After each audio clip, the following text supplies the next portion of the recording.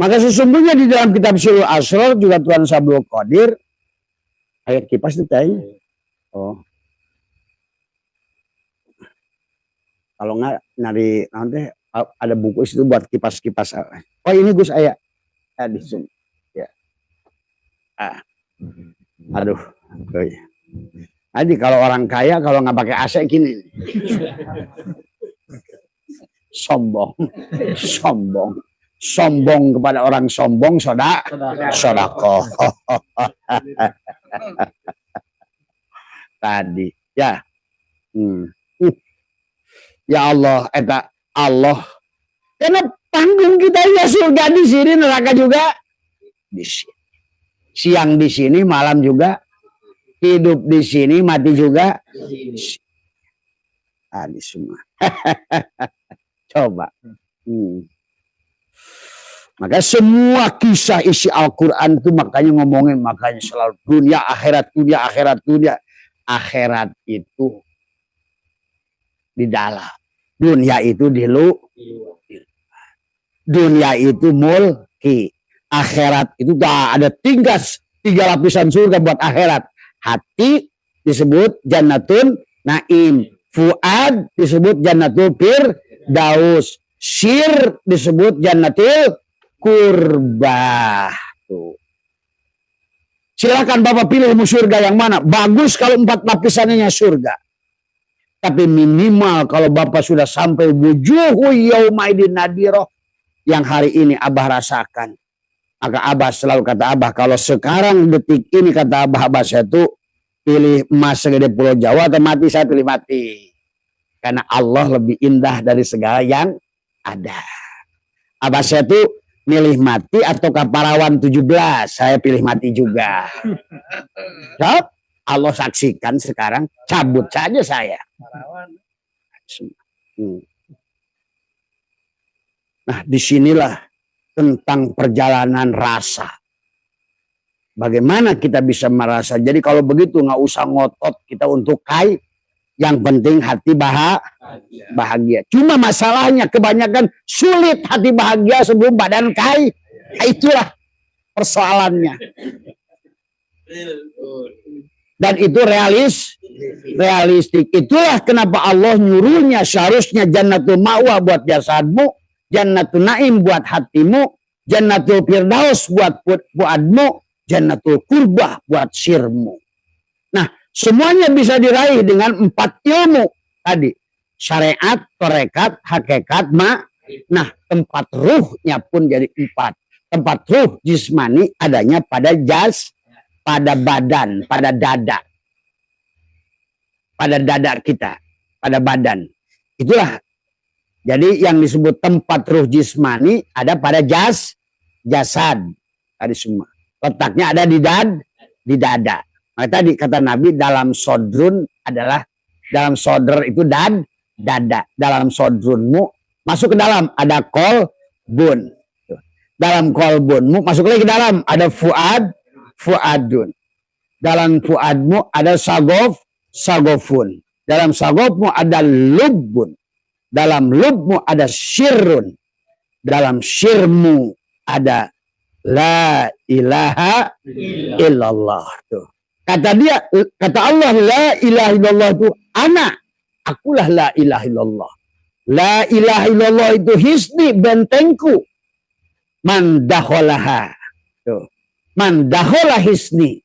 Maka tadi kata Abah, begitu sampai wujuhu yauma idin nadiroh, surga yang tidak ada bidadari, surga yang tidak perlu susu, surga yang tidak perlu istana, surga yang tidak perlu HIS, surga yang tidak perlu mercy, surga yang tidak perlu apapun.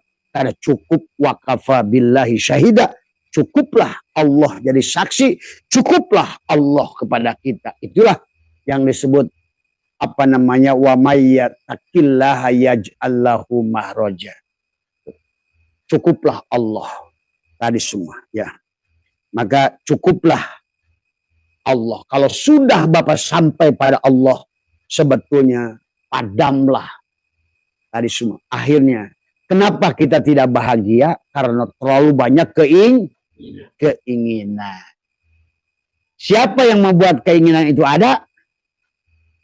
Nafsu. Siapa nafsu itu? Iblis yang dulu tidak mau sujud. Maka dia katakan, qala rabbi bima agwaitani la uzayyinana lahum fil ard. Maka kata Abah, boleh Abah natijahkan sesungguhnya yang disebut surga, baik surga Aden, Jannatul Naim, Jannatul Firdaus, Jannatul Qurbah di sini, neraka Wel, neraka Sakor, neraka Jahim, neraka Jahanam juga di sini pada jasad. Maka Abah boleh simpulkan bahwa orang yang hatinya terbakar, tidak bahagia, tadi takut kehilangan harta, itulah sebetulnya neraka Wel. Takut kehilangan hidup, itulah neraka Jahim. Takut kehilangan. Kan manusia ini sekarang merasa memiliki, kan, yang memiliki hidup takut kehilangan hidup. Maka banyak manusia takut mati, itu neraka sebetulnya. Takut kehilangan harta, makanya manusia jadi pelit. Itu juga neraka. Makanya pada saat barangnya hilang, aduh, tuh. Maka itulah Imam Ghazali berkata, harta itu jangan disimpan di hati. Rumah jangan simpan di hati. Anak jangan simpan di hati. Usaha jangan tempat di hati. Taruh di tangan. Begitu dia lepas, hati tidak ikut rusak. Coba begitu kita motornya taruh di hati. Makanya orang yang baru beli motor, beli mobil, itu begitu parkir dia tiap malam jam 2 jam sekali lihat hordeng. Oh, masih ada. Takut kehilangan. Begitu dibuka, oh, tuh.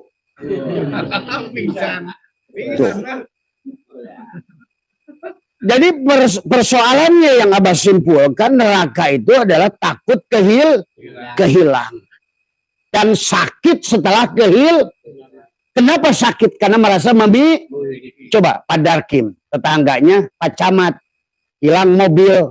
Pak Darkim sakit nggak? Enggak. Kenapa? Karena mobilnya punya Pak Camat. Tadi semua. Tuh. Coba Pak Darkim. Di rumah punya sendal baru. Tapi punya Pak Darkim. Tadi semua.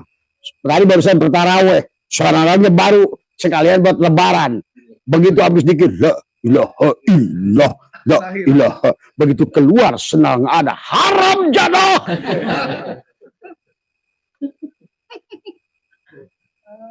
Jadi sebenarnya yang disebut neraka itu adalah pada saat kehilangan sesuatu karena kita memiliki sesuatu. Maka itulah kalau bagi Abah sekarang. Gak takut mati karena tidak pernah merasa memiliki hidup. Oh, sekarang banyak yang menyesatkan Abah. Abah tidak takut disesatkan karena tidak pernah merasa memiliki kebenaran. Benar aja tidak punya, masa sakit disesatkan. Sesat itu kalau kita merasa benar, maka dia akan sakit. Agak bagi Abah nggak ada. Tadi kata Abah, siapapun boleh bunuh Abah kok. Ada masalah kalau bisa. Karena saya selalu percaya yang bisa membunuh saya itu hanya Allah. Abah sudah tantang, silahkan tukang teluh sedunia teluh saya. Karena saya nggak percaya kamu bisa bunuh saya kecuali Allah yang membunuh saya. Itulah yang Abah bilang kemarin. Maka tidak hidup tidak boleh kita takut dengan apapun. Maka ada orang kesini, bah saya ini dikerjain orang, ini ngaco lagi nih. Berarti ada makhluk punya daya hati-hati. Orang tidak akan kena disantet selama dia percaya bahwa yang memiliki daya kekuatan Allah. Orang yang tadi semua. Maka yang datang ke sini yang kena. Kenapa kenanya? Karena percaya. Jangankan disantet. Kata Bapak, ini sayur bisa bikin asam urat. Jadi Karena kita dulu waktu abah kecil nggak ada hujan-hujanan masuk angin. Waktu tiap hari ngangon kebo, hujan-hujanan, mandi bareng sama kebo. Kita mandi di situ, kebo mandi di situ. Nggak ada orang tua, jangan mandi sama kebo, nanti sakit. Coba orang tua sekarang baru keluar dikit udah gerimis, nanti kamu masuk angin. Udah begitu selesai. Hati-hati doktrin itu. Nah kata Abah, di dunia ini termasuk setan-setan pun buatan pikiran manusia. Tadi semua. Makanya nggak ada di Cina itu pocong. Karena orang Cina tidak percaya adanya tadi semua. Tapi di sini ada vampir nggak? Oh di dia mah adanya karena orang itu takutnya sama maka itulah manusia itu akan mendapatkan apa yang dia takuti. Hati-hati. Takut miskin akhirnya miskin. Maka kata Abah, dunia ini hanya akan datang kepada orang yang tidak takut kehilangan dia. Pahami? Coba garis bawahi. Dunia ini hanya akan takut kepada orang yang takut begini. Dunia ini hanya akan datang kepada orang yang tidak takut kehilangan dunia. Maka tadi, kenapa ya saya nggak dipercaya dunia? Pasti kamu termasuk jiwa yang takut kehilangan dunia. Cirinya apa? Pelit. Maka Abah sering mengatakan kepada orang mau belajar salik apa? Kamu itu bahil bin pelit.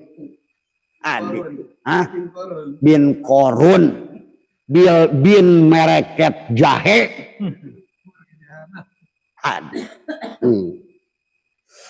Maka selalu yang dicontohkan Allah itu ruhama'u baik, saling menyayangi. Ya. Jadi balik lagi tadi. Syariat itu pohon, thariqat itu cabang, ma'rifat itu daun. Hakikat itu buah. Nah, akhirat itu adalah buah dari setiap perjalanan. Apapun yang ditanam. Berarti kalau Bapak awalnya dunianya nanam ikan, maka akhirat itu panen ikan. Maka saya katakan di akhirat nanti ada surga, ada neraka. Tadi ujung dari akhir dari Bapak bertani, ujung dan akhir dari Bapak melihara ayam, pelihara ikan, berdagang, berusaha, maka akhiratnya itu selalu ada surga dan husnul khotimah, su'ul. Sebetulnya sedang ngomong itu sebenarnya. Manusia aja takutnya kemana-mana. Wong kata Allah, inilah panggungnya, minha khalaqnakum wa fiha nu'idukum wa minha nukhrijukum. Di sini kamu hidup, di sini kamu dimasukkan, di sini kamu fiha tuhyauna wa fiha tamutuna wa minha tukhrajun. Di tempat ini kamu dihidupkan, di tempat ini kamu dimatikan, di tempat ini pula kamu dibangkitkan. Tinggal akhirnya itu surga atau neraka. Jadi setiap hari Don mengalami akhirat enggak? Setiap hari menemukan akhirat. Ya tadi. Jadi akhirat awalnya masak dunia, akhirnya masak akhirat. Waktu akhirat itu akhir. Iya, ya tadi akhirat tadi semua. Nah, makanya tadi kalau tadi kan pertanyaannya di manakah tempat ruh? Maka tempat ruh ada 4 sesuai dengan tadi, ada kapas, ada benang, ada kain, ada baju. Berarti tempat ruh juga ada 4. Ada sir, ada ada zat, ada sifat, ada asma, ada af'al. Tadi. Maka juga tempatnya syariat pada af'al, thariqat pada asma, hakikat pada sifat, ma'rifat pada tadi. Makanya tadi itulah yang harus dipahami oleh kita tadi semua, ya. Jadi tempat ruh pada jasad, jismani pada jasad. Tempatnya tempat ruh ruhani, tempatnya di hati. Tempat ruh pada jasad namanya syariat. Amaliyahnya menjalankan syariat. Menjalankan ibadah jasad. Apa saja? Apa saja?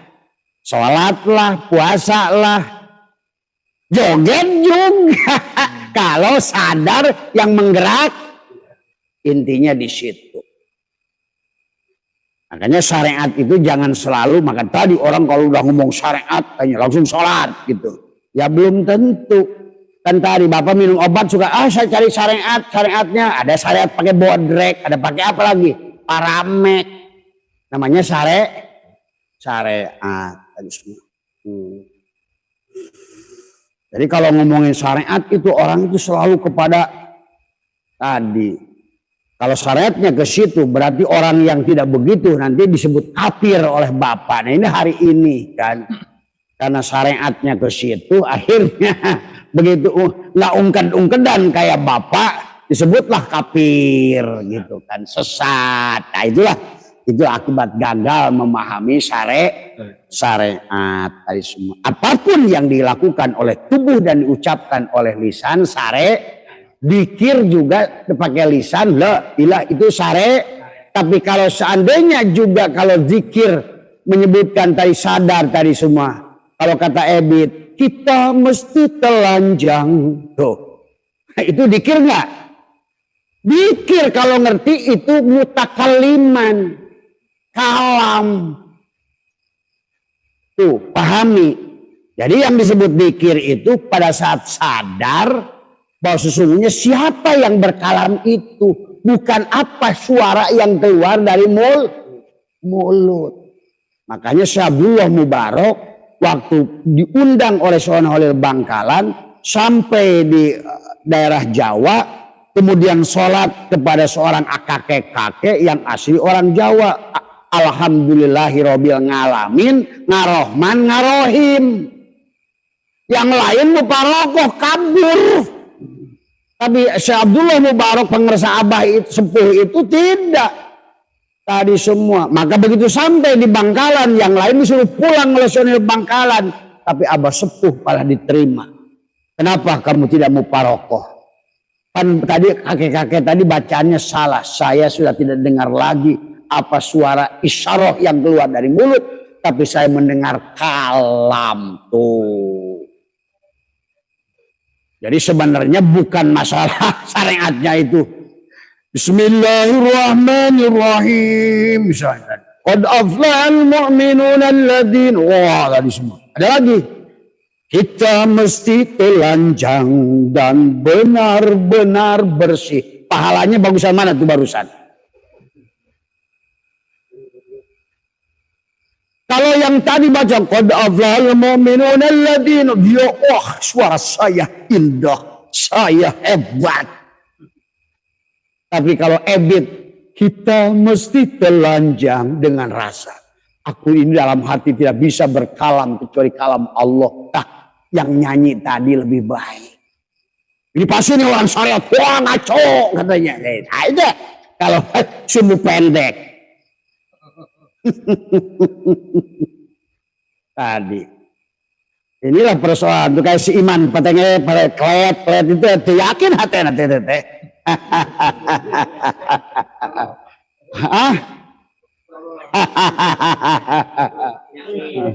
Abah ngaco cina gitu kan tadi. Karena yang disebut syariat itu membaca Quran syariat. Kalau baca Quran lain syariat tuh. Padahal kenapa di dalam bab sholat sekalipun perintah sholat itu akimi sholat itu adalah Fi'lun amrinnya adalah aqoma yukimu iqomatan, itu bimakna muta'addi, karena yang penting sadar pada uripnya itu, bukan pada gerakannya. Maka kata Abah, si Rahwana dan si Arjuna ditanya, marobbuka, sama siapa? Sama Dal. Man robbuka, siapa Robbu Rahwana? Bapak Dalang. Tapi siapa yang membuat kamu bisa gerak Rahwana? Bapak Dalang. Siapa yang membuat kamu tadi nampar si Arjuna? Bapak Dalang. Gitu kan tadi semua. Kata Dalang, alusia, berarti lu ngerti sebetulnya semua af'al itu af'alku. Kemudian si Arjuna, siapa yang ganteng? Saya. Siapa yang jago panah? Saya. Siapa yang engkau tadi memanah sehingga kena? Saya. Cek Dalang siar tenyokeun. Lihat nanti gua tukar peran itu gadil di kehidupan yang akan datang. Arjuna jadi sebetulnya hampir begitu kehidupan sebenarnya. Maka Tuhan Syekh Qadir menjelaskan orang bahagia bisa celaka, orang celaka bisa bahagia. Jadi disinilah sesungguhnya tentang kenapa awaluddini ma'rifatullah, awal agama itu harus kenal kepada Allah. Kenal apanya? Kenal af'alnya. Pada apa? Pada gerak tubuh. Pada gerak seluruh makhluk. Maka gerak seluruh makhluk adalah sesungguhnya sedang menunjukkan tajalliyat, tanajulat, ta'ayunat. Maka tadi kita harus liko dengan Allah pada dohir. Bertemu dengan Allah pada dohir itu menyaksikan fi'il Allah pada segala yang bergerak. Tuh liko tuh. Saya sudah bertemu dengan Allah secara dohir pada apa? Pada fi'ilnya. Yang kedua, kita liko dengan Allah dengan asma'nya.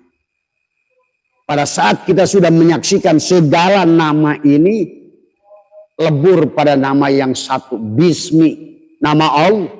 Tidak ada nama di dunia ini. Tadi semua. Kata Abah, pada saat Allah itu air, misalnya ada nama Aqua, Hades, Le Mineral, Pit.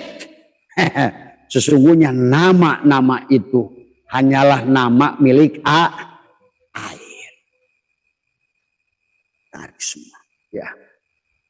Sayangnya kepemahaman kayak gini hanya orang cerdas. Gitu. Itulah maka seorang Rasul itu harus paton. Sekarang ini zaman sekarang ada Rasul enggak?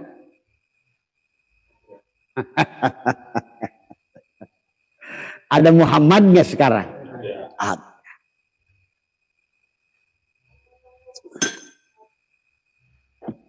Maka kita setiap zaman itu harus ada Muhammad, harus ada Rasul, ada semua yang sudah khotam. Nah itu ya, nah, itu ya. Jadi tempat ruh pada ruh jismani adalah pada dada. Tempat ruh ruhani pada hati. Tempat ruh sultani pada fuad. Tempat ruh qudsi di sir.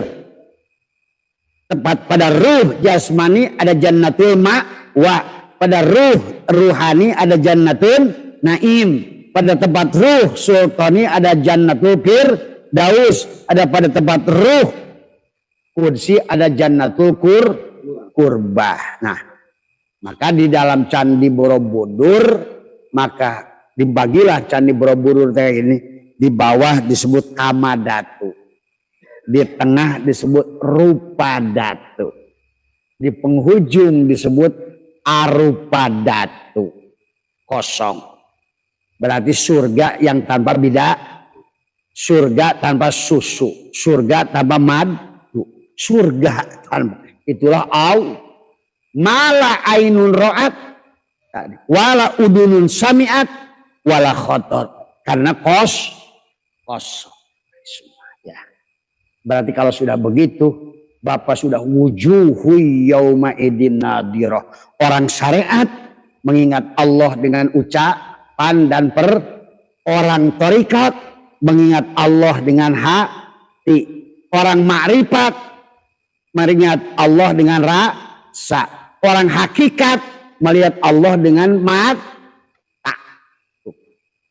Maka tadi wujuhu yauma idin nadirah. Dia memandang wajah Tuhannya berseri-seri. Maka disitulah padamlah dunia ini. Yang tadinya mengebu-ngebu ingin rumah mewah, yang tadinya mengebu-ngebu ingin mobil bagus, yang tadinya mengebu-ngebu ingin kawin lagi, yang tadinya mengebu-ngebu mengejar dolar, pada saat sudah memandang wajah Allah, padamlah semuanya.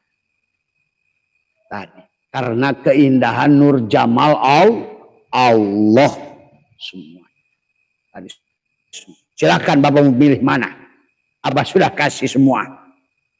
Maka ada amaliyah. Setiap itu ada setiap stasiun tadi ada 4 asma yang harus kita pahami. Pertama la ilaha, itulah yang tadi. Pada saat Musa memukul batu maka memancarlah 12 mata air. Tuh. Di setiap alam tadi ada 3 asma. Maka alam yang pertama maka sudah diajarkan oleh kita tarik ketakian. Pertama adalah la ilaha illallah, la ilaha illallah. Tuh. Itu adalah 3 asma pertama. Terus la sautin harfin di hati, Allah, Allah, Allah. Boleh ke dalam hu. Itu 3 asma Allah yang pertama yang dilakukan untuk jasa. Masuk lagi ke dalam. 3 yang kedua untuk alamul malakut tadi. Allahu haqqun, Allahu hayyun. Itu dengan ditekuk lidah, rapatkan gigi. Kalau tadi kan luar no, lah ilah. Kedengar gak la ilaha illallah? Kedengar. Begitu nges ilahi anta masuk. Allah, Allah, Allah, Allah. Masuk ke dalam. Hu. Itu untuk 3 untuk ruh jismani. Masuk ke dalam. Allahu haqqun, Allahu hayyun, Allahu qayyum. 3 di alamul malakut. Masuk lagi di alamul jabarut. Allahu tadi Allahu haqqun, Allahu qayyum, Allahu wadud, Allahu wahid, Allahu apa lagi Gus? Aziz. 3. Masuk lagi ke dalam apa lagi? Allahu wahab, Allahu muhaimin, Allahu basit. Itulah 3 nama yang terakhir. Ada dari asma 12 yang terakhir. Kakian keting-tingnya honting tuh. Maka tidak akan ketemu. Walaupun tadi ya amaliyahnya sama. Tekuk lidah, rapatkan gigi. 12 asma. Yang satu kelihatan terdengar. La ilaha la ilaha lep. Jadi kepompong. Masuk lagi 3. Masuk lagi 3. Ya, itulah 12 asma.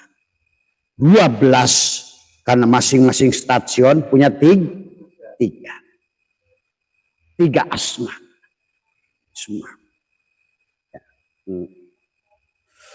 Barangkali itu saja yang sebagai pembukaan. Kalau ada yang bertanya, terus silakan nanti yang di situ, yang dari situ barangkali ada yang bertanya. Baik. Ada yang bertanya buat jemaah yang di sini, barangkali ada yang mengajukan pertanyaan sebelum saya majukan ke audiens. Audiens aja lah. Audiens saja ya. Baik, Pak. Ini ada pertanyaan, Pak, dari YouTube, Pak. Ketika hidup serba kekurangan, Pak, tapi hatinya merasa bahagia, apakah itu termasuk surga apa neraka, Surga. Pak? Surga. Bahkan kata Abah, kalau boleh memilih, kita tidak punya apa-apa, tapi hati itu pun boleh. Karena nanti pada saat hati sudah sadar, sebetulnya kepada tubuh ini akan mengikuti.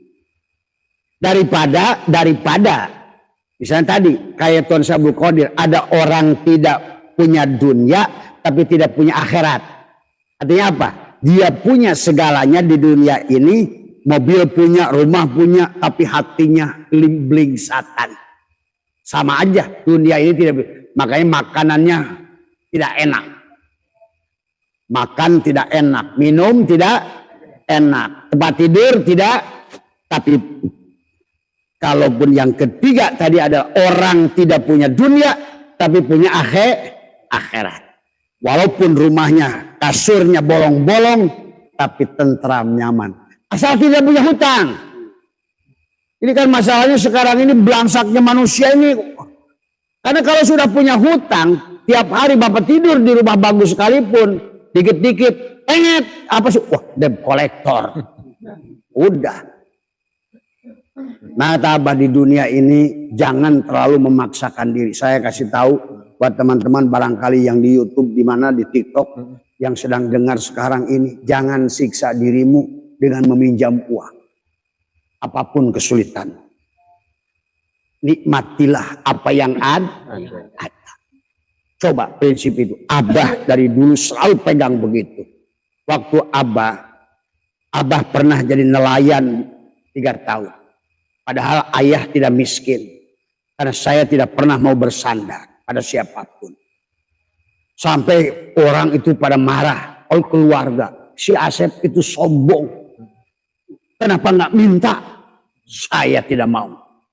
Karena saya ingin bangun. Saya itu pernah jadi nelayan Pak 3 tahun. Saya pernah menghidupi anak saya Pijar itu hanya dengan jadi nelayan. Saya pergi mancing kalau maghrib, pulang subuh. Dapat ikan layur, sebagian saya jual, sebagian saya makan, masak. 2 tahun di situ. Pernah juga 1 tahun saya nyetak bata. Ngaduk tanah Pak. Don. Maka saya sering bilang ke mereka, saya bisa begini. Tapi penderitaan yang pernah Abah lakukan, mungkin orang di sini pun belum tentu pernah melakukan. Saya pernah nguruk tanah, mikulin tanah dari Isya sampai subuh.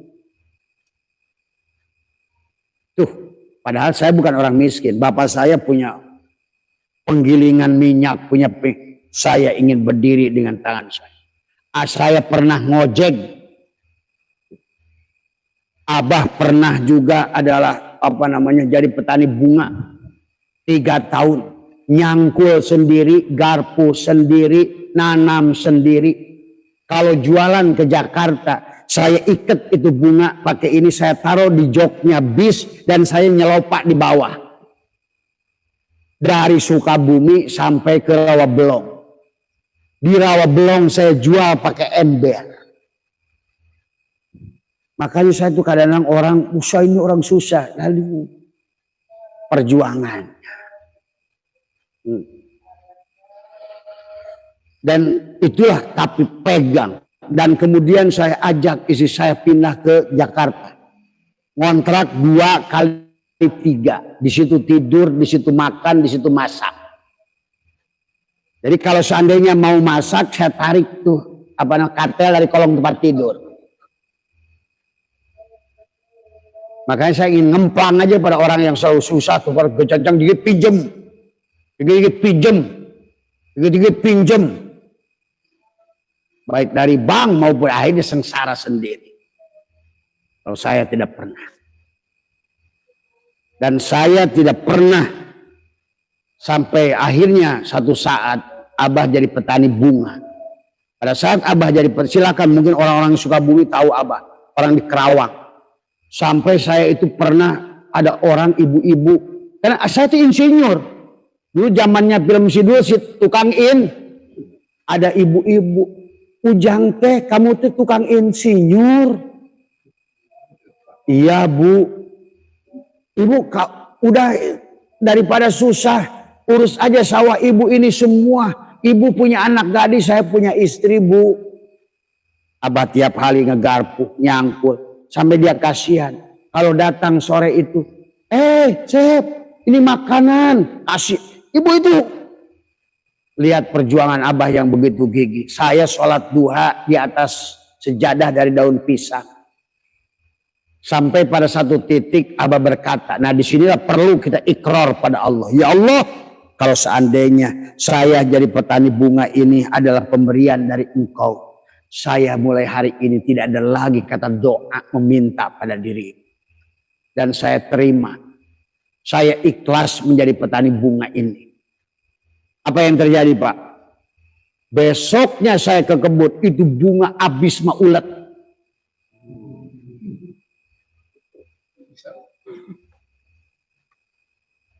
Ternyata saya baru ingat, saya waktu jualan di gereja Ayang, saya jualan di gereja Ayang. Ada seorang namanya Koahin. Koahin itu memberikan saya apa? Kartu nama. Mas, kalau nanti butuh kerjaan, datang ya ke Jakarta. Tapi waktu itu saya tidak akan pindah. Kan Hikam mengatakan, jangan engkau keluar dari kesulitanmu. Dan jangan engkau minta pada Allah, minta keluar dari kesulitanmu. Karena kalau Allah berkehendak, Allah akan merubah kesulitanmu tanpa mengeluarkanmu dari apa yang kamu kerjakan. Maka saya pertahankan. Sampai si bunga itu habis dipakai ulet. Barulah saya 3 hari. Saya ingat Koahin. Saya berangkat ke Jakarta. Kerjalah saya mulai itu jadi jualan sales. Gagah don pakai dasi. Tapi jualannya lem.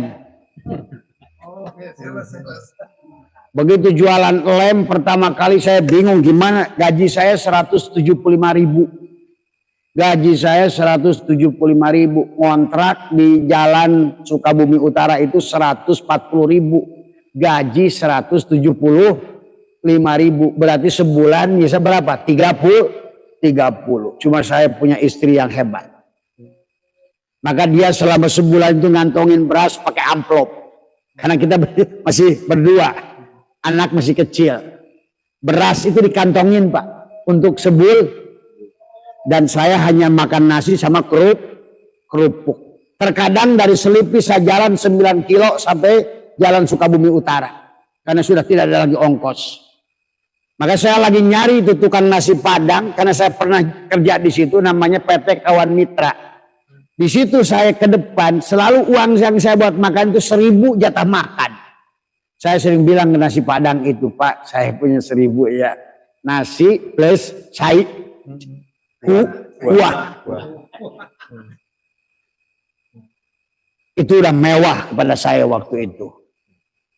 Makanya saya itu orang yang hari ini gagal itu sebenarnya kurang gigih. Kurang gigih perjuangan. Karena hidup di dunia ini tentang perjuangan kok. Sampai kita menemukan diri kita, sejati diri kita itu, kita harus tempat diri kita terus.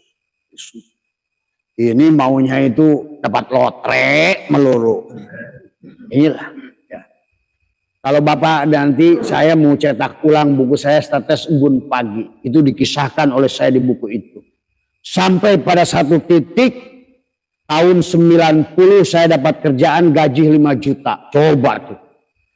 Setelah ditempa 8 tahun, jadi nelayan 3 tahun Don, jadi tukang ojek setahun, jadi nyetak bata setahun, petani bunga 3 tahun, akhirnya pada satu saat saya ditemukan saya masih maka hari ini kenapa Gus? Abah membuatkan santunan anak yatim, kegiatan sosial.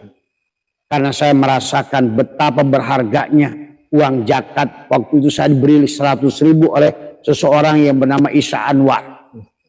Maka saya bilang, saya selalu berdoakan beliau, ya Allah muliakan orang ini. Karena disitulah kenapa saya ingin selalu berbagi. Karena tadi ternyata pada saat kita susah diberi itu senangnya luar biasa. Inilah tentang hidup. Ya. Maka disitulah saya berjanji, ya Allah kalau seandainya, nah itu. Seandainya. Tapi saya waktu terakhir jadi petani bunga sebelum dimakan ulat itu berjanji. Ya Allah pada saat nanti saya usia 40 tahun, apapun jabatan saya, apapun pekerjaan saya, bagaimanapun hasilnya, maka saya akan berhenti bekerja dan saya akan menjadi kacung buat engkau. Maka Abah udah dakwah dari usia 40 tahun sampai hari ini kan tahu, tidak pernah meminta bayar, tidak minta bayaran. 30 tahun saya dakwah, tidak ada amplop buat Abah Setu. Ya. Dan sejak itulah saya selalu ingin, karena saya merasakan bagaimana lapar itu, bagaimana pahit itu, bagaimana haus itu. Inilah kenapa Allah ciptakan Ramadan. Bagaimana lapar, bagaimana haus. Kita pun harus berpikir bagaimana orang lain yang lapar dan haus. Nah, inilah tujuannya. Tapi pada titik tertentu setelah 8 tahun, sampai istri saya berkata, waktu itu terakhir saya naik bajai. Di bajai saya melewati rumah Permata Hijau. Rumahnya nggak semegah ini gue sekarang. Wah, dulu rumah sebesar itu. Tapi itu udah elit. Kata istri saya, Pak itu rumah bagus ya? Iya bagus. Kira-kira itu di bajai saya lagi. Di bajai. Kata dia, kira-kira kita punya nggak rumah kayak begitu? Kata saya, bercanda sama dia. 7 kali mati, 7 kali hidup. Belum tentu dapat rumah itu. Udah jangan ngayal. Tapi saya dalam hati istighfar, ya Allah ampuni dosa saya. Saya telah berprasangka buruk pada 2 bulan dari sejak itu saya mendapatkan kerjaan gaji 5 juta. Waktu itu motor cuma 300.000 Super Cup itu. Tuh tahun 90. Gaji 5 juta. Dikasih Honda Accord. Tapi nggak bisa nyetir. Saya kisahkan tuh di buku itu. Begitu saya udah dapat kerjaan, tadi semua dikasih kunci mobil, aduh gimana bawanya? Nah, itu kisah saya ini sampai tempo hari mau difilmkan oleh Kang Deddy Mizwar. Karena tadi perjuangan saya itu betul-betul. Ya. Dari kecil saja kalau bapak saya kisahkan, saya itu walaupun ini nggak pernah minta jajan sama orang tua. Saya harus mikul batu jaraknya 1,5 kilo dari Cikaso sampai ke pinggir. Hanya gara-gara ingin membeli seekor ayam untuk saya pelihara. Sampai ayam itu sampai 200 ekor dari 1 ekor. Jadi kalau sekolah dulu waktu di kampung itu, satu di sini ayam, satu beras. Pernah saya dikeluarkan sekolah oleh guru, namanya Pak Guru Aneng. Begitu lagi ngajar, ciak, ciak. Ciak kayaknya, ayam siapa? Oh itu, ayam kamu mau pilih ayam apa kamu keluar? Saya pilih keluar aja Pak. Gitu tadi. Itu. Jadi saya itu perjuangan dari kecil pun saya tidak pernah memanjakan diri. Maka hari ini saya mengajukan dan saya menyaksikan orang-orang yang susah hari ini. Bukan nasib. Dia sendiri bikin kok. Manja hidupnya. Selalu ingin nyender dikatek orang tua. Sebenarnya tidak mau struggle, berjuang, betul-betul berjuang. Maka tadi kata Allah kan, walladzina jahadu lanahdiyanahum fi subulana tadi semua. Ya. Jadi orang yang sungguh-sungguh pada titiknya akan diberikan jalan oleh Allah. Ya itulah sampai. Tapi saya udah kerja tahun 90 dan gaji 5 juta. Karena tadi udah ikrar pada saat usia 40 tahun. Saya presiden direktur tahun 2005. Gaji saya 85 juta. Karena saya udah janji saya akan tinggalkan, maka digaji itu saya tinggalkan. Tuh, komitmen saya pada Allah. Dan sejak itu saya dakwah kemana-mana. Sampai hari ini. Dan tidak pernah minta bayaran. Ongkos sendiri. Tadi semua. Komitmen ya Pak. Komitmen. Maka hari ini wajar saya kasih surga. Hari ini saya puncak surga. Ilmu saya dikasih setinggi-tingginya oleh dia. Duit dikasih, kayaknya setiap saya ingin duit itu nongol. Karena saya sejak itu tahun 2005 hari ini saya nggak kerja. Kan. Itulah. Makanya saya percaya kepada Allah itu lebih daripada apapun. Tapi hari ini saya mengharapkan, kata saya, cukuplah ya Allah. Saya bukan mobil. Saya tidak inginkan mobil. Saya tidak menginginkan uang. Saya inginkan pulang saja padamu. Cukup. Perjuangan saya cukup. Nah, itu. Maka tidak ada yang saya rindukan, yang saya inginkan sekarang kecuali pulang.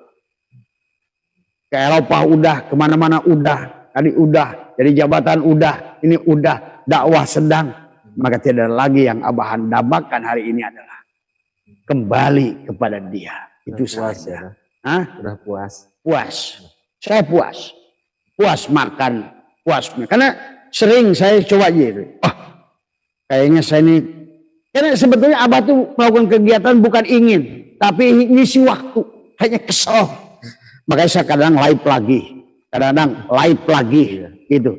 Tadi semua. Sampai Mas Hendra tuh, dia pikir saya dengan 200.000 subscriber itu, dia pikir Abah itu punya income dari YouTube 200 juta. 50 juta. Padahal 5 juta aja enggak. Agus tahu kan? Iya, Pak. Saya tuh gak ada income dari YouTube. Justru orang yang pakai ceramah saya, ada yang 50 juta sebulan. Iya, Pak. Ada yang 30 juta sebulan. Dikira orang saya dapat makan dari YouTube. Enggak. Bagi saya silakan. Makanya bagi Abah tidak ada di blog. Silakan mau ceramah saya pakai. Cuma paling satu saja, kalau motong buat TikTok itu yang bener gitu aja gitu. Ini yang pas giliran kata-kata seremnya diambil. Iya. Akhirnya jadi fitnah ke orang. Digoreng, kan, gitu. Pak. Digoreng. Aja. Tapi walaupun begitu saya nggak peduli. Iya, Pak. Kan saya udah mati. Iya. Nggak pengaruh bagi Abah semuanya. Ya. Ya itu aja barangkali jawaban dari Abah. Jam berapa Gus? Udah 1 jam 48, Pak. Cukup lah. Ya. Ada pertanyaan lagi? Masih? Ada, Pak, ini. Satu lagi, Pak, boleh, Pak? Izin tanya, Abah, cara menaklukkan nafsu apa yang harus diamalkan, Abah? Cara nafsu itu jangan, sebetulnya nafsu itu baik. Jangan dikira, maka tadi jangan dianggap nafsu itu buruk. Manusia tidak akan sukses tanpa nafsu kok. Maka nafsu itu dibagilah kan nafsu kamilah, mardiyah, rodiyah, mutmainah, lawamah, mulhimah, amarah. Jadi yang disebut itu adalah yang disebutkan dididik, ditahan, makanya disebut imsak. Ya. Tadi kan yang Abah lakukan itu kan melawan nafsu itu. Iya. Pada saat kita lagi susah, pada saudara nawarin kerjaan, saya bilang no way, saya tidak mau bersandar padamu. Itu mendidik nafsu sebetulnya. Makanya waktu Abah ngadakan apa namanya di Belgium, ya, itu ada seorang Profesor Patrick namanya. Nah, kesalahan kita orang Islam ini mendidik anak, setiap pada saat dia nyusu, pada saat dia itu nangis diberi susu. Pada saat dia ingin jajan diberi. Pada saat dia minta sesuatu diberi. Itulah sebetulnya sadar nggak sadar kita sedang membesarkan nafsu si anak. Iya. Saya pernah kesini dulu bawa namanya Pierre Orny. Pijar masih usia 5 tahun. Waktu itu bisa karena masih nyusu kalau nggak salah usia 2 tahunan. Kemudian kata Pierre itu waktu dia nangis, istri saya netein. Dia bilang no. Jangan biarkan. Itu kamu pada saat dia tuh ingin nangis, itu sedang membesarkan nafsunya. Orang bule aja ngerti. Iya. Jadi bahasanya gini kalau kata dia, pada saat dia nangis, itu keinginan nafsu sedang muncul. Maka tahan dia. Sampai dia berhenti nangis, barulah kasih susu. Pada saat dia nangis minta jajan, jangan diberi. Sampai dia itu biasa. Tidak semua keinginan kamu harus Nah sekarang tadi kenapa banyak gadis-gadis jadi jablay? Karena pada saat orang tua tidak memberikan apa yang dia inginkan, dia punya barang yang dia bisa jual. Inilah sesungguhnya Abah menyaksikan waktu Abah belajar. Abah memberikan motivasi di Belgia, tapi Abah sendiri belajar dari mereka. Nah yang ketiga, mereka itu juga dalam mendidik nafsu kepada anaknya itu untuk melihat bakat dari anak. Maka usia 2 tahun, Profesor Frederick itu mengatakan pada saat kamu punya anak 2 tahun, kasihlah mainan apa sebanyak-banyaknya, disuruh alat olahraga kah, alat tentara kah, alat pertanian kah, alat listrik kah, sehingga kamu bisa lihat sebetulnya anak ini oleh Tuhan disiapkan untuk jadi apa. Tuh.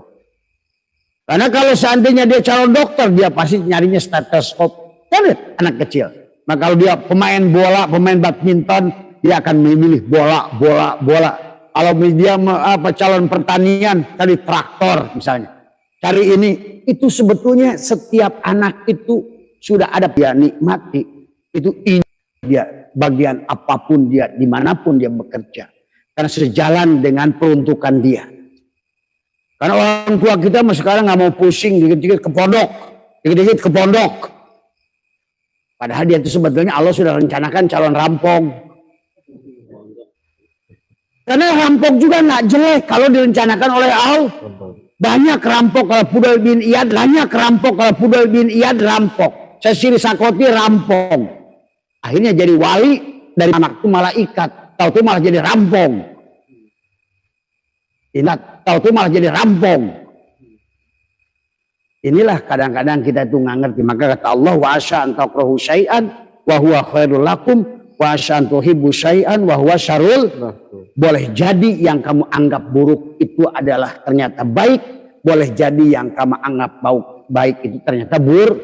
Itulah yang harus kita mengerti tentang planning rencana Allah pada setiap diri kita masing.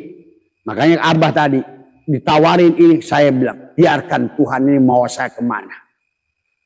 Maka tawarin ini, ada saudara namanya Ki Dadang, dia kolonel waktu itu. Itu si Asep suruh ke sini. Daripada dia jadi ngojek, malu-maluin keluarga, saya tidak peduli. Saya ingin tahu Allah sedang membawa saya kemana ini. Nah itu. Ya. Cuma kita ini malah sebaliknya. Malah neangan backing. Adik. Ya. Nah, itu saja barangkali bisa dipakai, cukup aja Gus lah. Iya, ya. Ya. Sehat semua, panjenengan dimanapun, wabil khusus di sini semua, mari pahami hidup kita semua. Ya. Dengan apa itu dunia, apa itu akhirat, apa itu tadi, apa itu jannatul ma'wa, jannatul naim, jannatul firdaus, dan pahamilah. Cuma sayang, memang orang-orang yang akan paham firman-firman Allah itu hanya orang tadi watil kal amsalu nadribuha linnas wa ma yaqiluha ilal alimun, hanyalah orang-orang hanya paham tentang perumpamaan Allah kecuali orang-orang yang diberikan ilmu oleh Allah. Jadi bukan ilmu maka tadi semua ya. Mohon maaf kekurangan, walaupun sebetulnya tadi Abah tadinya mau ngeringkuk karena kurang fit. Tapi pada saat udah ngomong kayak begini udah hilanglah Abah setunya. Iya. Jadi yang ngomong ini bukan yang cangkang ini mah hanya corong. Tadi semua ya. Iya. Memang harusnya menengkuk lidah. Bahkan menengkuk lidah waktu pun sholat. Iya, Pak. Tadi kalau kamu nggak mematikan diri lagi sholat tadi semua. Nah, tadi potong lagi videonya di situ. Digoreng, Pak. Kan orang sekarang mah senang goreng-menggoreng tadi semua ya. Ya Allah ya Karim tadi semua. Nah, sholatnya juga udah makin canggih nanti semua ya. Ya. Maka kata Abah juga di ma'rifat ada syariat, di syariat ada hakikat, di hakikat ada syariat.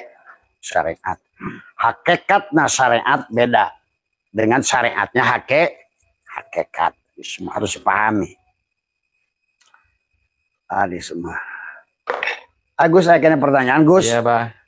Iya.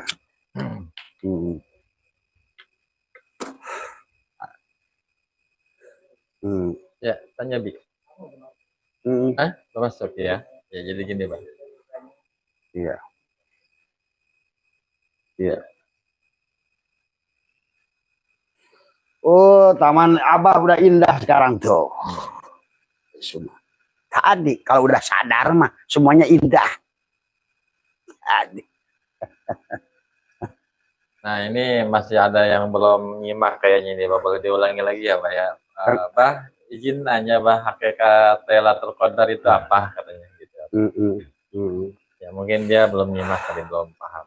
Ya, sebenarnya tadi semua makanya kata Abah, bagusnya kalau ingin menonton Abah itu adalah juga menonton video-video yang sebelumnya tadi semua. Ya nggak ngulang ya. Tapi tidak apa-apa tadi semua. Ya.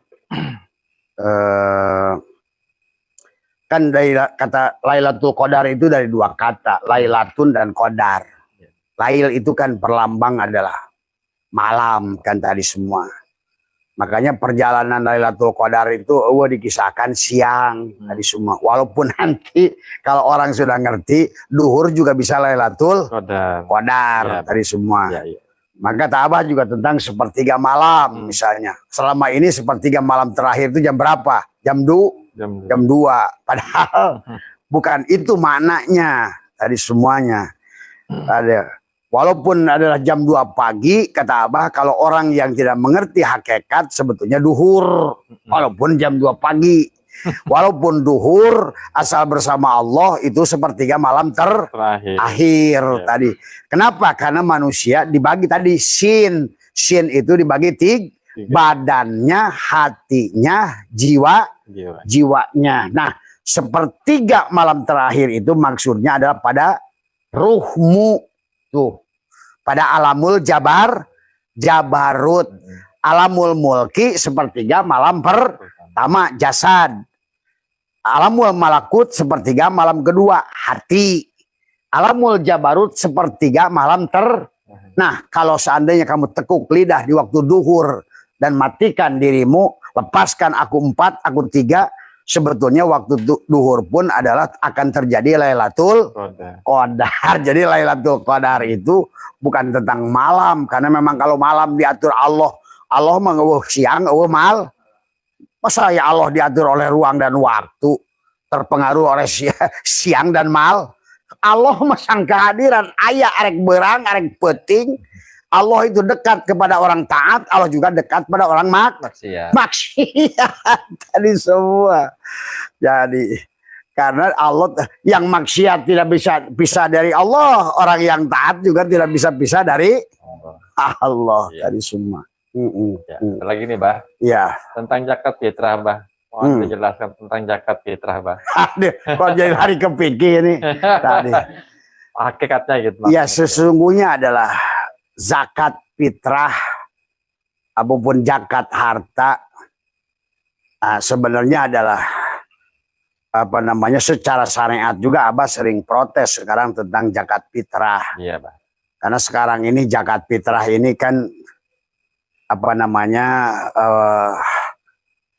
kalau bicara tentang zakat itu ada qoyid, ada muqayyad tadi semua ya. Maka dalam zakat itu ada mustahik, ada amilin, ada kan, ada ibnu sabil, ada fakir, ada miskin, ada gorimin dan lain sebagainya. Nah, yang dimaksudkan zakat secara hakikat adalah sebetulnya bukan duit tadi semua. Makanya artinya bahwa setiap orang kalau begitu wajib ngezakat. Wajib karena rukun. Ari zakat rukun Islam bukan? Rukun. Kalau rukun berarti zakat itu harus dilakukan oleh setiap mukallaf tadi semua. Berarti jangan gara-gara nggak ada duit nggak bisa zakat tadi semua. Makanya kenapa ada zakat fitrah, ada zakat mal. Zakat fitrah itu tentang adalah menebus jasad fitrah kembali kepada fitri gitu tadi. Tapi sekarang malah makanya kenapa zakat fitrah mah yang miskin zakat enggak? Zakat yang miskin juga.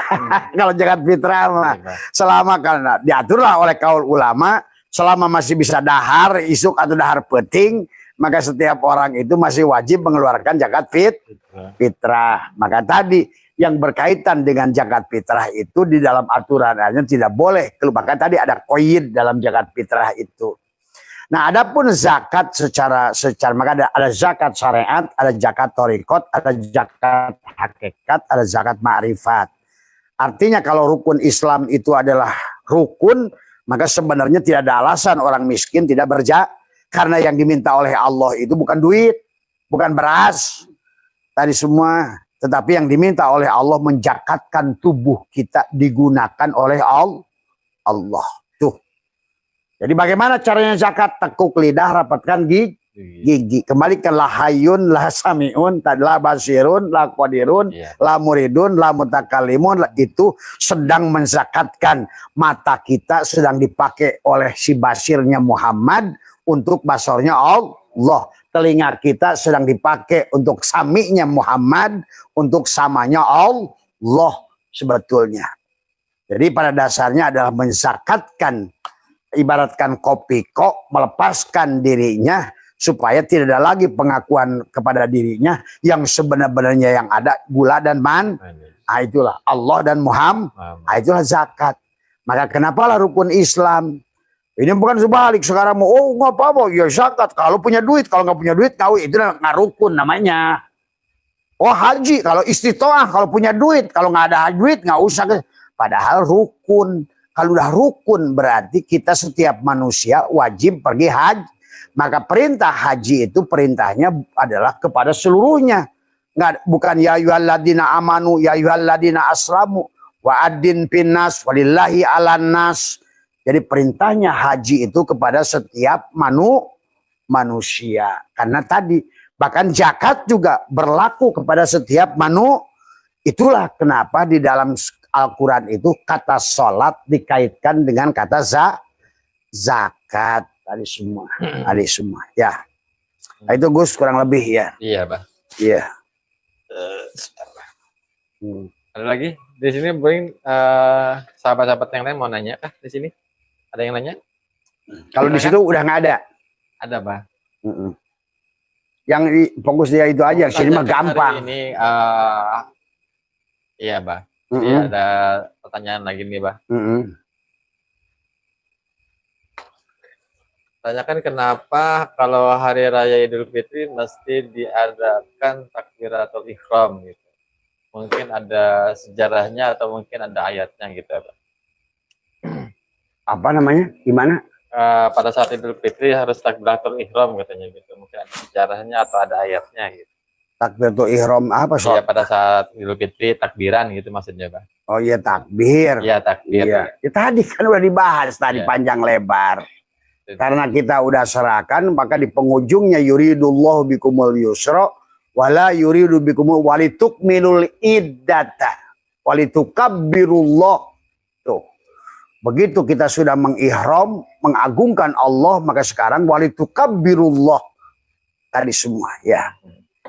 Maka agungkan Allah. Allah lah yang ada, Allah lah yang wujud. Maka semua kolong itu rame mengagungkan meja. Cuma sekarang banyak orang tadi semua sibuk sholat di kolong, lupa pada meja.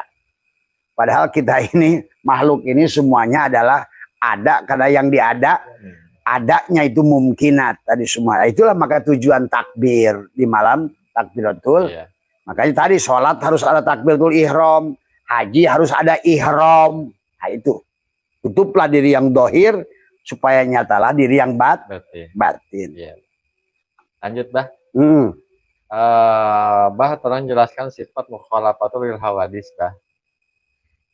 Sifat mukhalafatul yang muhawadis itu sifat yang berseberangan dari sifat Allah tadi. Tetapi yang harus dipahami, Imam Asy'ari, Imam Maturidi memberikan landasan kepada kita ini untuk mengenal Allah pintu awal. Itu pintu awal. Jangan dianggap sifat 20 itu adalah sudah final. Enggak. Maka sekarang Abah bisa ngarang. Gitu. Abah bisa menjelaskan lebih detail daripada Imam Asy'ari, Imam Maturidi. Tadi. Karena sifat 20 itu diantaranya. Makanya kenapa? Karena kita ini dibagi. Ada bagian dohir ayan khoraziah sifat Adam. Maka disebutlah ada 7 sifat ma'ani tadi semua. Tapi ada bagian diri kita disebut a'yan sabitoh, ruh kita ada 7 sifat maknawi. Ma'ani cangkangna mata, maknawi melihatnya tuh. Ma'ani telinganya, maknawi mendengarnya. Karena telinga itu bukan mendengar itu bukan telinga. Telinga itu alat tapi kalau nggak ada telinga bisa mendengar nggak? Nah itulah, maka sebenarnya nggak bisa dipisahkan antara sugus, gula, dan manis. Gitu. Antara Adam, Allah, Muhammad. Dohirnya tadi, makanya inilah yang harus dipahami tadi semua. Maka yang dimaksud mukhalafatul hawadis itu adalah kita harus mewahdan. Yang pertama adalah setelah kita mengerti ada 7 sifat ma'ani dan ma'nawi, kawinkan menjadi wahda, kawinkan, satukan. Maka tadi kata Abah, semuanya dualitas ini kawinkan, ma'ani ma'nawi satu. Tadi kan diri yang dohir adalah ayan horaziah Adam, dan diri yang batin ayan sabitoh ruh, kawinkan tadi semua ya. Barulah nanti ada sifat yang wajib bagi Allah, satu wujud, kidam, bako, mukhalafatul hawadis, qiyamau binab. Nah, Allah itu berseberangan dengan sifat makhluk. Tuh. Jadi kalau seandainya kamu yang wujud, Allah Adam. Kalau kamu yang mendengar, Allah yang budeg. Kalau Allah yang kamu yang hidup, Allah yang mati. Itulah kenapa perjalanan menuju Allah itu agak dikisahkan Nabi Muhammad naik buruk itu, buruknya itu bukan kalimat Allahu Akbar, bukan kalimat Subhanallah, bukan Alhamdulillah. Satu-satunya kalimat yang bisa membawa kembali kepada Allah hanya napi isbat, la ilaha illallah. Napikan kamu, isbatkan pada Allah, hilangkan kolong, nyatalah meja tuh.